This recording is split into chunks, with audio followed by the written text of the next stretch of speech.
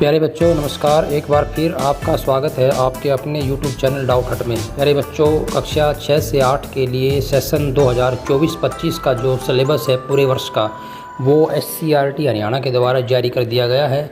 तो आज इस वीडियो में मैं आपको सबसे पहले सब्जेक्ट मैथ के सिलेबस के बारे में बताऊंगा कि मंथ वाइज सिलेबस क्या क्या है और पूरे साल का सिलेबस है वो क्या है, कक्षा 6, 7 और 8 का। तो चलिए शुरू करते हैं। सबसे पहले कक्षा 6 में सबसे पहले देखिए, अप्रैल माह के अंदर हम देखें तो जो लेसन फर्स्ट है अपनी संख्याओं की जानकारी, ये आपका फर्स्ट चैप्टर है और ये अप्रैल महीने में आपका करवाया जाएगा। फिर मई मंथ के अंदर बात करें तो मई महीने में आपका लेसन 2 पूर्ण संख्याएं, ये आपको पढ़ाया जाएगा। इसी प्रकार मई महीने के अंदर ही पार्ट 3 संख्याओं के साथ खेलना, यानी मई के अंदर आपके 2 चैप्टर होंगे, सेकंड और थर्ड। इसके बाद जून में आपकी छुट्टियां रहेंगी। जुलाई के अंदर आपका जो थर्ड लेसन है, थर्ड जो चैप्टर है संख्याओं के साथ खेलना, उसका कुछ भाग जो बच गया था वो पढ़ाया जाएगा, साथ में आधारभूत ज्यामितीय अवधारणाएँ।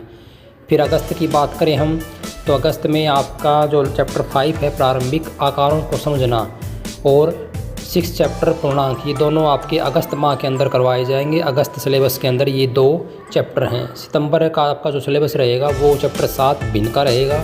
इसी प्रकार अक्टूबर में चैप्टर 8 दशमलव और चैप्टर 9 आंकड़ों का प्रबंधन, ये 2 चैप्टर आपके अक्टूबर माह में करवाए जाएंगे। नवंबर के अंदर आपका जो सिलेबस रहेगा वो रहेगा चैप्टर 10 क्षेत्र मिति का। दूसरा मैं आपको बता दूं कि आपका जो हाफ ईयरली एग्ज़ाम है वो सितंबर के अंदर होंगे और आपका जो सेट है फर्स्ट सेट वो आपका जुलाई मंथ के अंदर होगा। आगे हम बात कर लेते हैं नवंबर की। तो नवंबर में आपका जो सिलेबस रहेगा वो चैप्टर 10 क्षेत्र मिति का रहेगा।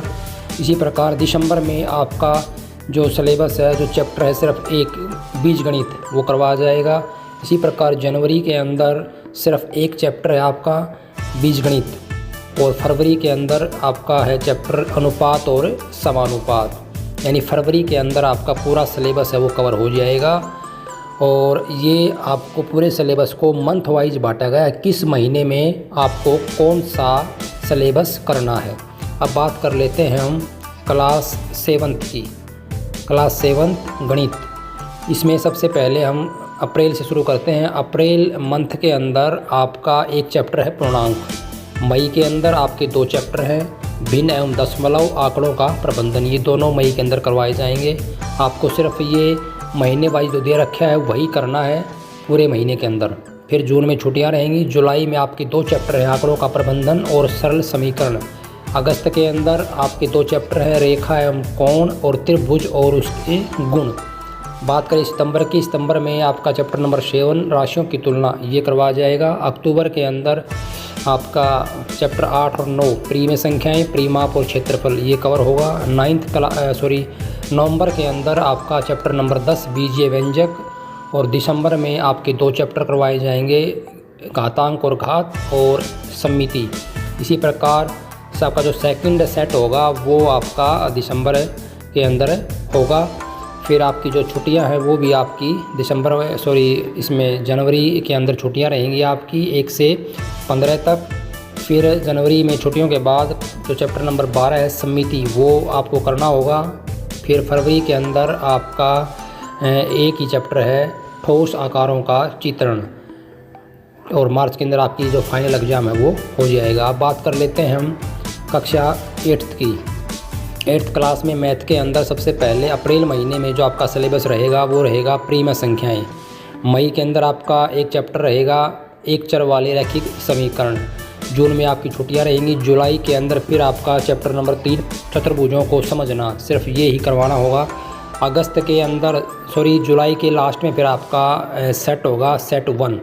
अगस्त में आपका चैप्टर नंबर 4 और 5 2 चैप्टर आपके सिलेबस में हैं। आंकड़ों का प्रबंधन, वर्ग और वर्गमूल, ये 2 ही पूरे महीने में करवाए जाएंगे। सितंबर की बात करें तो सितंबर में चैप्टर 6 घन और घनमूल, ये आपका सिलेबस रहेगा। अक्टूबर में चैप्टर 7 राशियों की तुलना और चैप्टर 8 बीजीय व्यंजक एवं सर्व समीकरण, ये 2 चैप्टर आपको करने होंगे। नवंबर महीने के अंदर आपका जो सिलेबस है वो है क्षेत्र मिति, चैप्टर नंबर 9 और चैप्टर नंबर 10 घातांक और घात, 2 आपके चैप्टर रहेंगे ये नवंबर के अंदर। दिसंबर में चैप्टर 11 और 12 आलेखों से परिचय और गुणनखंड, 12 का कुछ भाग आप जो पार्ट है वो आपने दिसंबर में करना है।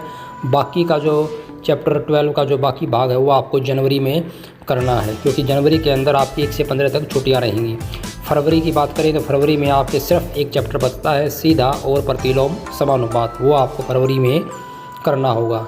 यहाँ पर आपका पूरा सिलेबस कवर हो जाता है। मार्च में आपकी परीक्षाएं होंगी, एनुअल एग्ज़ाम होगा। आपका जो सेकंड असेसमेंट होगा वो आपका दिसंबर के लास्ट में होगा, और आपका हाफ ईयरली एग्ज़ाम है वो सितंबर के लास्ट में होंगे। यानी आपके 2 सेट और एक बार आपका हाफ ईयरली एग्ज़ाम, और मार्च में आपका फाइनल एनुअल एग्ज़ाम होगा। तो ये था आपका पूरा सिलेबस तीनों कक्षाओं का, 6ठी, 7वीं और 8वीं का। धन्यवाद, फिर मिलेंगे एक नई वीडियो के साथ।